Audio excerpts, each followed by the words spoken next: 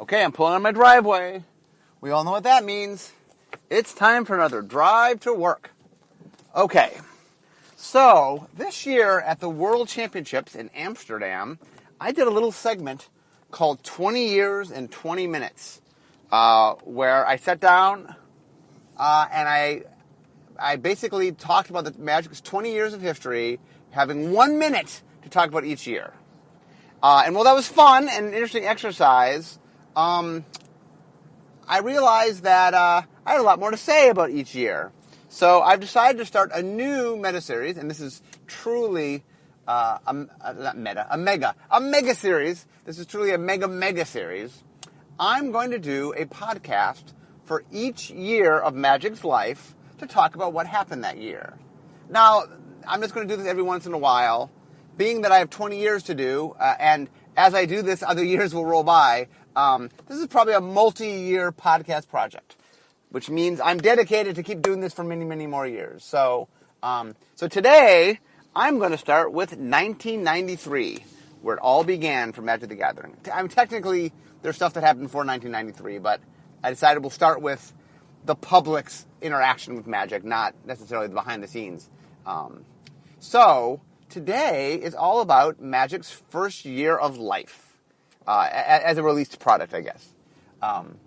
So a little bit of preamble, and then I'm gonna kind of start with Magic's public life, not its behind the scenes life. Okay, so here's what's going on. The real quick story, I've told this story before, is Richard Garfield and his best friend Mike Davis come to Wizards of the Coast to try and pitch a game that Richard had made called Robo Rally. It's way too complex a game for a small company like Wizards of the Coast to make. It's got too many pieces and such. But Peter Atkinson says, I have some ins with a place that could do cards. I know a place to get illustrations. I think we can make a game on that are printed like trading cards. And a card game. Because I think we can make a card game. And what he asked for Richard is he wanted a game that was portable, obviously cards, and that was adaptable, and that something that you could play, a quick play time that you could play in between role-playing sessions, I believe is what Peter actually asked for. Richard said he had an idea. I think he had already toyed around with the idea of a trading card game. And so one of the things that Richard was very excited about was sort of exploring the idea of a game bigger than the box, is how Richard describes it. And he loved the idea of a trading card game. Anyway, the important part of this story is Richard comes back, shows off his game. Peter loves it, thinks it's great. And Richard had spent some time, playtesting it and really had figured out the key of what makes it click. Peter's excited. Richard spends a little more time playtesting, but finally they make it and they're going to release it. And so what Peter does is Peter drives up and down the coast, because he's on the West Coast, trying to convince people, game stores, to pick up this game. Because remember, at the time, Wizards of the Coast was this tiny little company who made role-playing games, and not super popular role-playing games. It was a very tiny little company. In fact, I think earlier in 93, it might have been 92, Peter had to send out a letter to the few employees that existed and said, look, we have no money, everything's going to be volunteer, we're going to have to scale back. And I mean, it looked like for a while the Wizards of the Coast might dissolve and never even come to be, never make it to the point where Magic would come out. But luckily, they get Magic, they hold themselves together. Peter, to Peter's credit, recognizes right away that Magic is a special thing. And he goes all out to try to get people to pick it up. Because once it gets made, he thinks they have a hit on their hands. And so he's driving up and down the West Coast, going to game stores, demoing the game, and getting them to purchase it. Okay, so the first public appearance, really, of Magic is at Origins Game Fair. So GAMA, which is the Game Manufacturers Association, has a convention it runs called Origins Game Fair. And that it was at Origins that Magic is first shown publicly. Not for sale yet, I believe. So it's July 13th through the 16th in Fort Worth, Texas. Origins basically floats around every year. That year is in Texas. So Peter and the little wizards that there was packed up, went to Fort Worth, Texas, and that was the first time they ever showed off the cards. That's the first time anybody, I believe, had seen the cards or any public way. He might have gone to game stores before that, but this is the first time where the public is seeing Magic. And it wasn't for sale yet, but it definitely started to get a little bit of buzz. And then on August 5th, it officially goes on sale. That is the in history date that the product first went on sale is August 5th. Now, a little later, a couple weeks later, from August 19th to the 22nd, is Gen Con. So for those that are unaware, Gen Con is the largest gaming convention in the United States. Not in the world. I believe Essen is the largest in the world. It was in Germany. But it is the largest gaming convention in the United States. It is very focused on role-playing. And as Peter is a die-hard role player, Gen Con was a mecca he went to every year. He had a great... funny thing is Peter would go on to later buy Gen Con. But anyway, Peter definitely wanted to try to make a splash at Gen Con. And so Gen Con was the first convention where Magic was on sale. And it just blew the doors off the hinges, as you will. It was the talk of the convention. That every year there's some game that's just sort of, there's buzz on. And for 1993 at Gen Con, that game was Magic the Gathering. What happened was they thought they had brought a decent amount of product, and they went through it quickly. I'm not sure whether it sold out day one or maybe day two. Probably was day one, knowing the stories. So anyway, they got it, they brought it, sold out, and then just everyone's talking about it. And everywhere you look, people are playing it.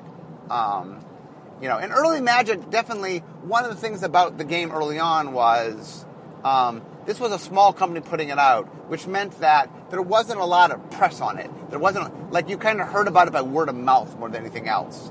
Also remember that Peter spent all his time working on the West Coast, because that's where he could drive to. And so, the early Magic buzz that existed was mostly on the West Coast. So nobody, Milwaukee's, in the middle of the country, nobody there had heard of it. A few people who might have been West Coast based, but it was mostly this, oh my God, have you heard of this thing? And Magic, it's very funny now that it's entrenched but at the time it was this card game, but when you bought it, what you bought wasn't the same what somebody else bought. That was pretty unheard of, that I would buy a card game and you would buy a card game, but we didn't have the same cards in our card game. It was pretty revolutionary. And on top of that, it had the fantasy art, and it had a lot of different pieces that all sort of clicked together. Obviously, Gen Con, Dungeons & Dragons had always been a very big thing there. Fantasy was very big there. Magic really clicked well with the role-playing crowd, especially the D&D crowd. It had similar imagery, and it obviously was playing around with fantasy. So anyway, big hit. So the one thing they did there is they did run a tournament, which they would later go on in the Duelist to describe that first tournament and what happens. And in the Duelist, they described it like as if it were a real duel. But anyway, that was the first Magic tournament ever. Was at Gen Con 1993. Okay, so Origins happens. It creates a little bit of buzz. Gen Con happens. Cards get into people's hands. Okay, we're out of the gates. So the story I tell, and I've told this many times, because this is the classic Magic origin story, is Peter and company decided to print enough Magic that they thought they'd have a 6-month supply. And they sold out of their 6-month supply, I believe, in 3 weeks. And that it went off the door. One of the things about Magic, is, and it's very easy now with, looking 20 years back, but they printed as much as they could. They were conservative in their estimates. One of the things about the game is people talk a lot about, there's some unbalanced cards, like, Ancestral Recall or Black Lotus. And one of the things that is important to understand is Richard understood that those cards would be broken in large numbers. He just didn't anticipate people would have that number of cards. When they estimated how much money people would spend on the game, they assumed people would spend what they spend on any game. $30, $40, and that with that number of cards, somebody in your play group might have one Ancestral Recall. Well, if one guy has one in your play group, and he's one broken card, that's not a big deal. Now if somebody's a deck of all the broken cards, that is a big deal. But Richard knew that, he wanted to make sure there was exciting things. The only way it broke is if Magic was a runaway hit. And if Magic was a runaway hit, hey, they'd solve that problem later. So, what happened was they printed the cards. They knew they had a good game. Like I said, Peter really felt in his heart that this was something special, and obviously Richard thought it was something special. But it's a big difference between you recognizing something and it selling well. Because one of the big things, real quick, in game design is that quality does win out to a certain extent, that if you have something good, other people will recognize you have something good. But there's so many factors that go into making a game sell that quality is just one. I mean, a big reason of Magic's success, partly is it's a good game. That helped immensely. It had the art, and it did a lot of things correct. But also, Peter put in the elbow grease. Peter literally went to every game store on the West Coast and demoed it in person to every game store. The reason it got its foothold originally was because he spent the time and energy to get the people invested, to get the game stores invested, to get the distributors invested, And obviously, the quality of Magic helped carry it through, but, you having something good does not necessarily, the quality will sell itself. That's not always true. You have to get people to see it. And it's very easy for people to dismiss something and never look at it. I know in Hollywood that the hardest point, they used to say that, the hardest part is writing a good script. And the hardest part actually wasn't writing a good script. I was able to write good script. The hardest part was getting someone to read your good script. Getting someone to recognize that you've done something good. And that in gaming it's the same thing, that, making something awesome is not just enough. You have to make something awesome and then get people to play it, to recognize it's awesome. Luckily, Magic had Peter out in force, and it had the game of Magic. But those two things combined, some elbow grease and a truly, truly amazing game, made a hit. Okay, so August, the game's exploding. So this is about the time, by the way, where I was working in a game store, the Gamekeeper, in Los Angeles, part-time, because I needed to get out of the house. I was writing, I was doing freelance stuff, and I was doing a lot of pitches, but I was going stir crazy being alone. So I decided I needed to get out of the house, ended up a job in a game store. So people started coming into the game store. This is in August. I was on the West Coast, obviously. I was in Los Angeles. And they're like, have you heard of this game called Magic? Or this game with cards? Sometimes people don't even know the name of it. That's the best part, is they would describe it to me. It's this thing. And, they just heard about it. And Magic early on had this interesting quality in which everything just sold out. The second Magic came in, it would sell out. And so people would come in, they were looking for it. Did we have it? We were a game store. Did we have it? And I had never heard of it. I was very fascinated. And so finally, in late August, I went to a game convention in Los Angeles called, I believe, OrcCon.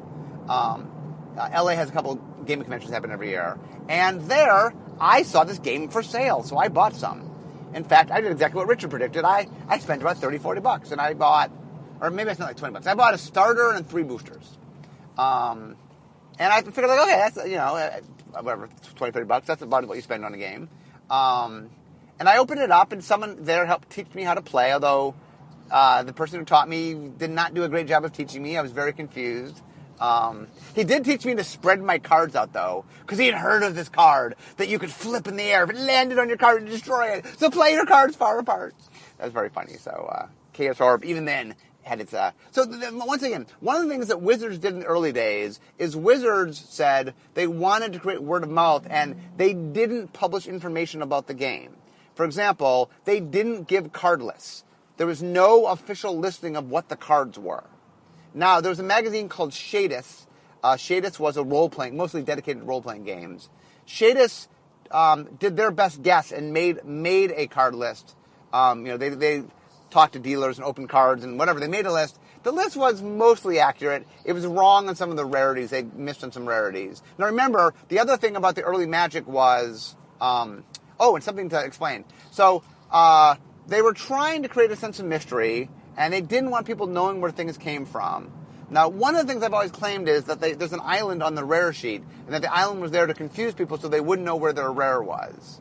And that's not completely true. I found out after I stated that. There's a guy named Chris Page, who's part of the original East Coast Playtesters, that along with Scaphalias, Jim Lind, and Dave Petty, made Antiquities and Ice Age and Alliances and Fallen Empires. And he said to me, he goes, you were incorrect. I mean, partly was the sense of mystery, but the real reason there was islands on the rare sheet was they were trying to balance all the cards so all the land showed up at the same rarity, at the same at equal numbers. And in order to make that happen, they ended up having to put one basic land on the rare sheet for balance. And they didn't really. They were trying to create balance, but they weren't thinking about, people would recognize they get a rare, and then they'd realize they didn't get a rare. Because at the time, we're not going to say what the rares are. And so early on, the idea was that they wanted this mystery. And that early Magic definitely had the sense of, did you hear about this game, And so, anyway, actually, I'm missing my story up a little bit. Before I went to OrCon, I went to San Diego Comic-Con, which was in later August in San Diego. It was after Gen Con. Nowadays it's before Gen Con, but back then it was after Gen Con. And it was at San Diego Comic-Con that I saw Magic for the first time. Now, there was none for sale, or at least I couldn't find any for sale, but I found someone who owned some cards, and she let me look at her deck of cards, and I was fascinated. And something about Magic, just when you hold it in your hands, you see the cards, you see the pictures, there's something, there's much magic in Magic, if you will. But one of the things that, is really compelling is the cards themselves. Just holding the cards, looking at the cards is really, it grabs you and it's exciting. Anyway, I got to see the cards for the first time in San Diego Comic-Con. Then I bought them at OrCon. And then I had so much fun. I'm like, I'm going to get more. So I went to the store, and the guy laughs at me. He's like, oh, yeah. He goes, the store I went to was a store in by UCLA. And they had carried Magic, but he's like, look, we get it and it's gone. So he told me when the next shipment was going to happen. What we all know now is beta. So what happens is, in Magic, is they printed Alpha, but there were a bunch of mistakes. Now, for those that don't know, Alpha left off 2 cards. Circle Protection Black and Volcanic Island were accidentally left off the sheets. And so what they decided to do was they wanted to fix that. They wanted to put those 2 cards on. And by adding one more land one more picture for each basic land, they were able to get the card numbers up over 300. I think to 303, so they can announce over 300 cards. So Beta fixed some things. Now also, there's a whole bunch of misprints. See if I can remember some off the top of my head. Elvish Archers was listed as a 1-2 instead of a 2-1. Orcish Oriflame and Orcish Artillery were both listed as 1R, 1 in a red, where Orcish Artillery is supposed to be 1 red, and Orcish Oriflame is supposed to be 3 red. So three colorless mana and a red mana. The Red Elemental Blast was mistakenly labeled as an instant rather than an interrupt, although ironically later it would go back to becoming an instant. So it's an errata that got undone. There were a lot of examples where instead of having the mana symbol, it would have the letter that was represented by the mana symbol. So instead of saying, black, black, black, it would say BBB. They did a find and replace at one point, and so the word discarded sometimes, instead of being the word discarded, the word card would be all capital letters, so like discarded. Because I believe they used card as in card name, and that was capitalized. Anyway, there's some global pasting that. So anyway, as you can tell, Wizards had never done printing like this before, and so Alpha was just riddled with mistakes. A lot was correct, but there were a lot of mistakes. As I get into 1994, my next podcast, one of the early things of Magic is how many mistakes were made in printing. But anyway, they decided to make Beta.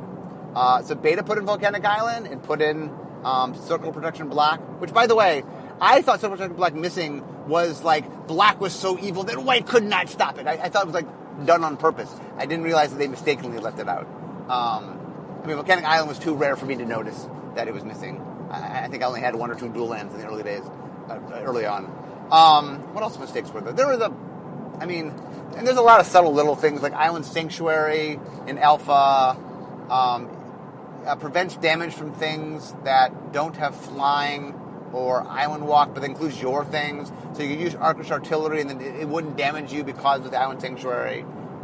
There's a bunch of little things. They went through and cleaned up some of the text on some of the cards. So there's a bunch of things. Cyclopean Tomb was missing a mana cost. It just didn't have a mana cost. Anyway, so Beta came, they fixed a bunch of the mistakes, and they put it out. So this time, Okay, this time they made even more than they made last time. So this time they were sure they had enough for 6 months. Gone in a week. In fact, what happened was, for me personally, is I showed up the day that it was coming in, before the store opened, sat in a line, because other people also knew it was coming in. Now, luckily, I was able to buy a whole bunch. I actually bought 2 boxes of starters and 2 boxes of boosters. Oh, real quick, for those that might not know, when Magic first came out, starters were a box of 60 cards that came with a rule book, and then boosters were just 15 cards, but there was no rule book. So you were supposed to start with the starter. It had the rule book in it. Now, also, by the way, the original starter, for people that don't know, the back of the Magic thing is the front of a spell book. And the box it originally came in, the sides were pages. Like, the box sort of sold that it was a spell book. And that it showed you the back of the card was the front of the box, which was the little color circle. And that's supposed to be the cover of a tome. And the box did a better job, because on the side there were pages and there was a bookmark, and it did a better job of selling that to you. Also, you'll notice on the back of the card is the word Deckmaster. The idea originally was they were so excited by Magic that Peter believed that they were going to make a line of trading card games. Now, Peter was correct. Trading card game Magic was going to be a big success, and they would go on to make some other trading card games in the Deckmaster line. Jihad, which would later become Vampire: The Eternal Struggle. It first got put out as Jihad, and the name got changed. Also, Netrunner, I think, was put out as a Deckmaster game. I'm not sure if Battletech, when it came out, was or was not a Deckmaster game. Anyway, that was put on the back. Early on, by the way, there's a pen mark on the back. We've never talked about that before. That someone actually had a pen mark on the card and nobody noticed and got printed and just it sort of stayed. So beta goes up. They think they have 6 months supply. Gone in a week. So they have to go back and they're going to scramble. Now, the idea had always been that they wanted to do a limited run, which originally was called Magic the Gathering Limited Edition. Now it's called Alpha and Beta because there were 2 different runs and that there's enough differences between them. Also, Alpha had the rounded corners. Beta went to the modern card that we have today. And since there's enough difference between them, we ended up calling them Alpha and Beta. But technically, the whole thing was supposed to be Magic the Gathering Limited Edition. And then the plan was to do an unlimited edition, which came out later that year. In fact, it came out in December. So August was when the game came out, Alpha came out. October is when they put out Beta, which disappeared right away. And then in December, they put out Unlimited. And the idea of Unlimited was, ironically, the plan was, well, we're just going to be putting this game out. Unlimited ended up being a bad name since it was not unlimited. But unlimited meant that it was sold in larger number than limited was going to be sold in. The idea was to sort of make the first ones collectible. So the idea in the early days was the first one would always be in black border, and any repeating would be in white border. So Unlimited, which came out in December, was beta again, but in white border. There was one change in Unlimited, which was one of the arts got corrupted, and so they had to change on Plateau, and they had to change the art because they lost the original art through some data corruption. Anyway, but other than I think Plateau, I think that there were a few artist mistakes. The wrong artists got credit for things, and I think Unlimited corrected that as well. So Unlimited has a few tiny changes, but all the cards are the same. There's no card differences, and I think all the mistakes in card text have gotten fixed, meaning the mistakes that were in Unlimited were outside of that.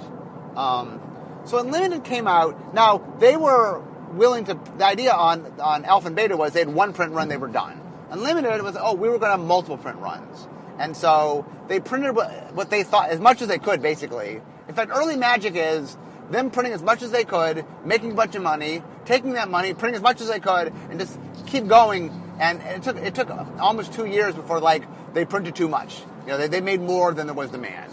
It took a while to even get to the point where they were able to make that many cards.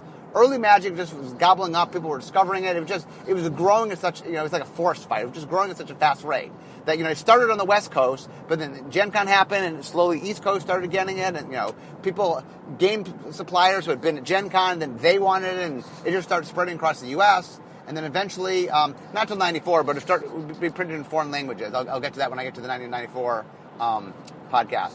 But anyway, so now we're in December. Unlimited came out. Once again, it sells out almost instantaneously. It was also at this time, I'm pretty sure, I think this is 1993. I did not look this one up. They put out something called the Collector's Edition, which was all the Magic cards, but with gold borders on them, on front and back, gold borders, or actually just on back. It was a Magic back, but with gold borders, and it was one of every card, and it was called the Collector's Edition. I actually managed to buy 2 of them way back when, and it was fun because it gave you access to play with all the cards. I didn't have all the cards, and so it was kind of a neat way. My dad and I used to take it, shuffle it up, because it came with land, it literally was all the sheets cut together, and then we would shuffle it up and we would play with it. It was great fun. It was fun to play. It just gave you access to all the cards, which not it's so easy to do anymore. Actually, it wasn't easy then because it was printed in very, very short supply. I just happened to be in the know. I was working in the game store, and so actually, maybe it came out in 1994. Anyway, the last item of 1993, because I know this came out in 1993, was Arabian Nights. So here's what happened: is Magic is a smash runaway hit. They had not anticipated that. So Peter went to Richard and said, "Oh my God! Okay, we got to make another set. We got to make a set." So Richard quickly put together a set. And now Richard had been thinking. I mean, Magic had been made many years earlier, so Richard had been stewing for a while and thinking about ideas. So even though he had to quickly make a set, he had a lot of ideas. And so Richard was inspired by a comic, Sandman 50, I believe, which was about the Arabian Nights, 1001 Arabian Nights. So there's a classic book. It basically started, I believe, the original book was Persian, but then slowly with time, it started taking in, myths from all over the Arab world, and it became sort of just like a lot of the Grimm stuff, borrowed like fairy tales from Europe. This did the same thing, in which it took a lot of the Middle Eastern sort of fables and things, if you will, and sort of put them all together in a book. And Richard was inspired by this book to make a set. So nowadays we do sets inspired by, so Theros takes Greek mythology as a jumping off point, but we make our own world inspired by Greek mythology. No, Arabian Nights was exactly that world. Aladdin, Sinbad, Ali Baba, Sherazad, all the characters were exactly those characters. Now note that legendary creatures didn't exist yet. They wouldn't exist till 1994 in Legends. So Richard made cards that had the flavor of being unique. It was Aladdin, it was Ali Baba, it was Sinbad, but there was no legendary creatures yet, so they didn't have that distinction. Now Richard in Arabian Nights messed around with a bunch of things. He messed around with lands that did different things, because in Alpha, all lands just made mana, but all of a sudden lands were doing other things. There were lands that didn't produce mana. He messed around a lot more with mana costs and with drawbacks. It was really, Alpha had a lot of top-down stuff, because he took individual cards and tried to find the top-downness of them. But Arabian Nights, sort of did that even more so. Like, here are characters directly from stories. Well, what would Aladdin do? What would Sinbad do, And then he also went and those jinns and afrits, and he tried very hard to sort of capture the kind of creatures that would exist in this world. And at the same time, Richard really started experimenting on kind of where you could go with magic. And so what happened is Arabian Nights actually came out, I believe, in there were 2 printings of Arabian Nights. The first one came out in December of 1993, and the second one came out in January of 2000. Oh, sorry. First one came out in December of 1993. The second one came out in January of 1994. And the 1993 one, there was a mistake in the printing, and that certain cards came out too dark, or the mana bubbles and the amount of mana that went in them didn't overlap. Another funny thing, by the way, was there was a card called Aladdin's Lamp, and at the time, they couldn't get the 10 inside the circle because it cost 10.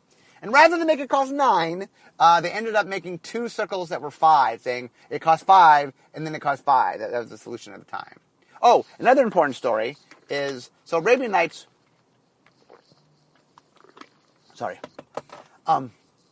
Arabian Nights went out so fast that so Beverly Marshall Saling was the editor. She was the first editor, one of the earliest employees, and for a long time was the lead editor at Wizards.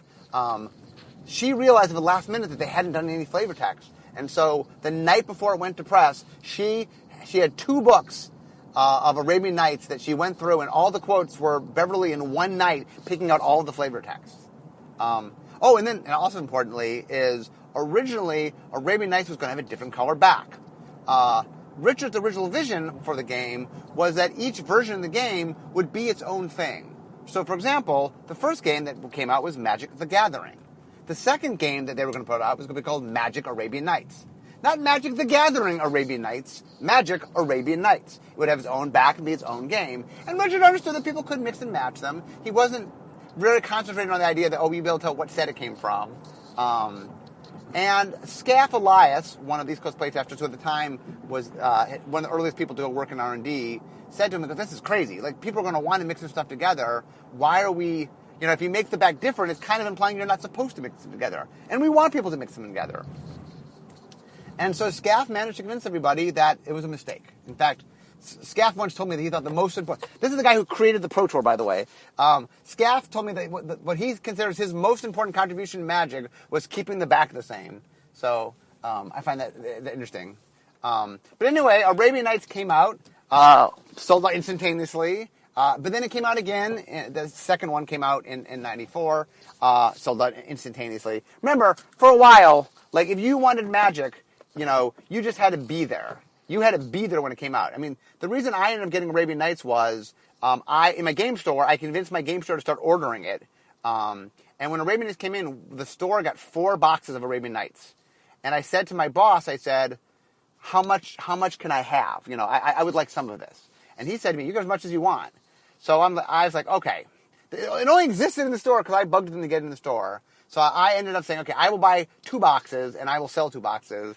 And my thought process was, it wouldn't be there if I hadn't got it. And so that way I will take half from me and I'll give half to the store, which sold out very fast. It's funny because I later found out like the state of Montana got a box. So like I purchased twice the state of Montana. It's funny, by the way, I opened one box, I saved the other box, which I would later sell many years later. I thought I was going to open both boxes, but once I opened up the first box and I realized how special it was, I decided that I was going to hold on to it because I didn't know quite. I knew Magic was kind of becoming this exciting thing, and so in retrospect, I wish I'd opened that second box. I don't know. Anyway, not financially, it was not a bad call, but anyway, I always felt guilty that I didn't sell more Arabian Nights, but I was very excited. I felt I had willpower. I didn't buy all 4 boxes, so. But anyway, that, my friends, is 1993. So to recap, Magic gets shown off at Origins in July. It comes out on August 5th and sells for the first time. It premieres at Gen Con as its sort of big debut, where it makes a big splash. October Beta comes out. December Unlimited comes out. And December Arabian Nights comes out. And that, my friends, was the very first year of Magic's life. So, not next week, but I will continue this series, and next time, obviously, I'll pick it up with 1994. Anyway, thanks for joining me today. I hope you guys enjoyed this little dip into Magic history. People really like the 20 years in 20 minutes. So I hope 20 years in 20 podcasts goes equally as well. By the way, I'm not going to stop at... I will keep going, however many years it takes me to get this thing done. I will keep going until I get up to the modern year, and then probably I will continue once those years are done. So this will be an ongoing... This is not a series that's going to end necessarily. It'll end when the podcast ends, which hopefully won't be for a while. So anyway, thank you guys for joining me, but I have to go right now because it is 2013, and it's time to be making magic.